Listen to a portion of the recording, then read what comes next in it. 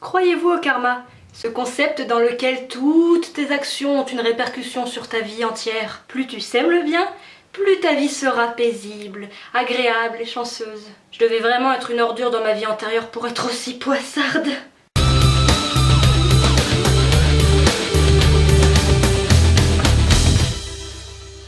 Hello YouTube, ici Vina, j'espère que tu vas bien. Aujourd'hui je te retrouve pour une nouvelle vidéo qui sera une vidéo storytime. Aujourd'hui je vous parle d'une chose qui me colle tel un chewing-gum au pied. La malchance, la guigne, la poisse. Rien d'insurmontable, rien d'invivable. Juste suffisamment de petites choses contraignantes et particulièrement blasantes pouvant faire monter ma pression artérielle. Et plutôt que de me foutre en PLS sous ma couette, j'ai décidé d'en rire avec vous. Alors on va commencer par le commencement évidemment, et ce qui me paraît le plus évident, ma maladie génétique. Et oui, puisque ce gène ne touche qu'un enfant sur 90 000, il a fallu que le Seigneur là-haut tire au sort parmi 90 000 personnes. Il m'a tiré au sort, il s'est dit tiens toi, je vais te foutre une petite maladie génétique, je vais te tordre les doigts et t'enlever des orteils, et tu vas bien en chier toute ta race. Bizarrement, quand je joue au loto, je suis jamais sélectionnée, hein. On se demande pourquoi. Puis ça a continué à l'école maternelle, alors soit sur les listes d'école, ils faisaient des fautes de frappe sur mon nom de famille, donc les surveillants ou les profs passaient leur temps à écorcher mon nom de famille. Mademoiselle Albertin, excusez-moi, c'est Albertini. Soit ils se prenaient pas la tête, ils oubliaient carrément de me noter sur les listes. Après moi, ce qui m'arrive quotidiennement, c'est surtout des petits tracas de la vie qui sont vraiment pas invivables, mais c'est putain de relou quoi. Quand je commande un plat au restaurant, j'avais demandé des frites et on me met des haricots verts. Merci de me rappeler que je suis qu'un gros tas qui ferait mieux de manger des légumes. Quand je voudrais commander un t-shirt ou autre chose sur internet, rupture de stock. Quand un gros lourdingue de service monte dans un bus ou dans un train, il est pour moi. Quand je prends les transports et que je dois absolument être à l'heure pour une question de vie ou de mort, grève, panne, suicide. Je tiens quand même à vous certifier que tout ce que je vous dis là, ça m'arrive vraiment.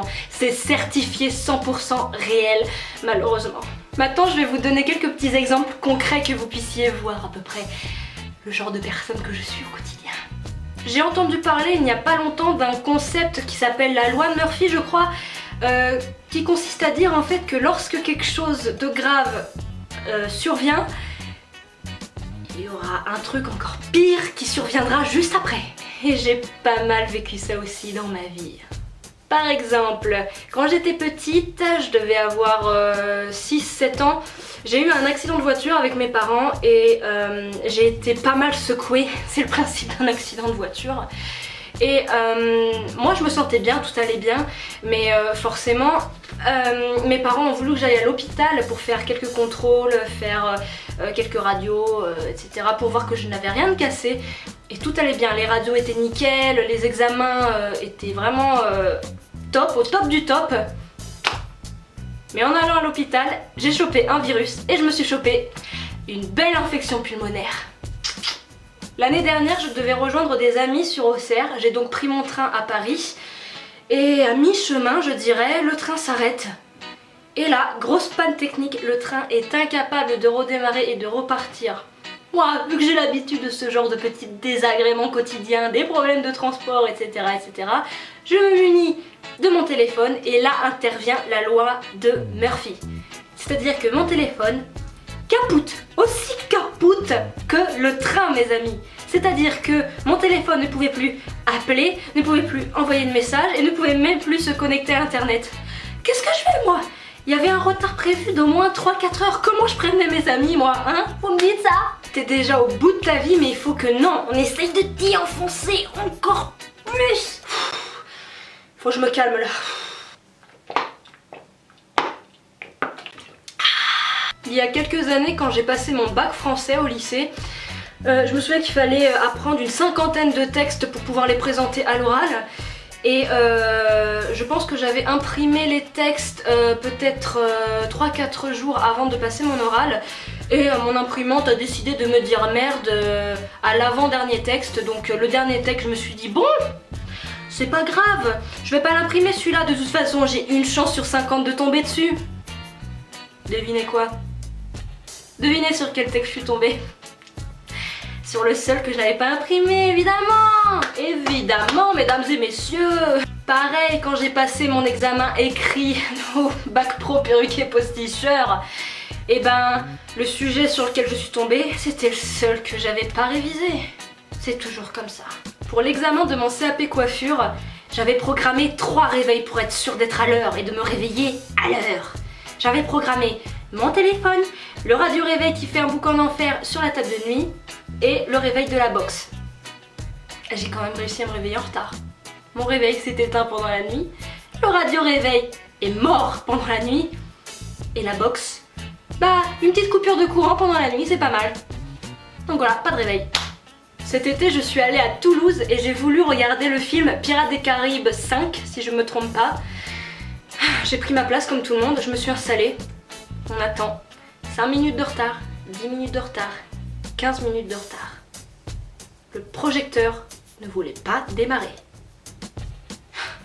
Ça m'arrive tout le temps, ce genre de truc. Un jour, je me souviens même, j'avais été au cinéma d'Auxerre avec des amis, on devait aller voir un film d'horreur posé. Et là, le projectionniste aurait dû changer de métier parce qu'il nous met poussette mode d'emploi. C'est même pas nous qui nous étions trompés de salle, c'est lui qui s'est trompé de film. Généralement, quand j'essaie de me cultiver, d'acheter des places de concert ou des places de théâtre, c'est pour y aller, hein. Mais forcément, vu la chose que j'ai tout intérêt à acheter l'assurance annulation, ça je vous le dis. Parce que cette année, je devais voir Lady Gaga en concert. Malheureusement pour elle, elle est tombée malade, donc concert annulé. Bon, heureusement, ils ont déplacé les dates, mais bon, tu te dis, enfin, tu les as bien là. En 2015, avec les attentats, ils ont annulé le concert de Marilyn Manson et je l'avais bien là aussi d'une certaine manière. Et souvent quand j'ai des événements extérieurs comme le Download Festival par exemple, c'est forcément l'année où il pleut des trombes et des trombes d'eau. Comme diraient nos amis belges, ça drachait à mort. Un truc qui m'arrive souvent aussi, c'est qu'il fait super beau, gros soleil, oiseaux qui chantent, ciel bleu, et quand je pose un pied dehors, il se met à pleuvoir des cordes. Pourquoi est-ce que tu attends de pisser sur la terre au moment où je décide de sortir le bout de mon nez? Tu m'expliques. Le problème de ces tracas quotidiens, c'est déjà, on fait une fixette dessus et à la fin on devient totalement parano, ou alors on finit par lâcher prise totalement. Quand il nous arrive une merde pas possible, on finit par dire bah de toute façon, c'est moi, hein. Qu'est-ce que vous attendiez à quoi au juste, hein? Comme si j'étais habituée à avoir de la chance, hein, quand même, hein. Peut-être que ça a fait de moi une trouillarde en fait.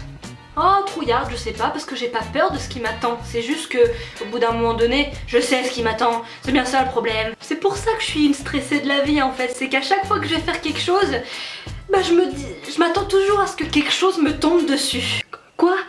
Je dois vraiment sortir aujourd'hui? Oh mais qu'est-ce qui pourrait m'arriver? Ça se trouve je vais me casser une jambe en sortant, ou ça se trouve je vais glisser sur une flaque d'eau, ou ça se trouve un gamin va lancer une balle rebondissante et la balle rebondissante va atterrir dans mon œil ou va me transpercer le cerveau. Si ça se trouve un avion va perdre une pièce métallique et la pièce métallique va tomber pile sur mon crâne. Ne vous approchez pas de moi, c'est peut-être contagieux, on sait jamais. Le fait d'avoir la guigne quotidiennement fait que les gens de ton entourage finissent par être habitués. Toi aussi tu y es habitué, et au moins quand tu leur racontes une histoire, aussi folle soit-elle, bah ils sont bien obligés de te croire. Oh sacré Vina, il y a vraiment qu'à toi qu'il arrive ce genre de choses, hein. Je sais vraiment pas comment tu fais. Bah je sais pas non plus en fait. Message au ciel, quand je tente de positiver en me disant que ça pourrait être pire, ceci n'est pas un challenge. Si j'avais eu envie de tester ma résistance à la douleur, je me serais maté Ace Ventura en boucle pendant une semaine. Ou alors je me serais regardé toutes les vidéos de la petite Vina. Non mais vous imaginez l'horreur? Cette vidéo est terminée, j'espère qu'elle vous aura plu. Je précise que je ne cherche pas à me faire plaindre dans cette vidéo. Je veux juste partager mes petits tracas sans importance avec vous et en rire. Car le plus important c'est de positiver. Il nous arrive tous des choses plus ou moins graves. Et l'important c'est de rester la tête haute, fière et de savoir rire de tout. Mais pas avec n'importe qui, bien évidemment. C'est une des fins les plus pourries que j'ai fait. Quoi qu'il en soit, je vous souhaite une très bonne journée, une très bonne soirée ou une très bonne matinée. Bon courage à tous, restez forts et surtout de bonnes fêtes qui arrivent. Gros bisous à vous, ciao. Mouah.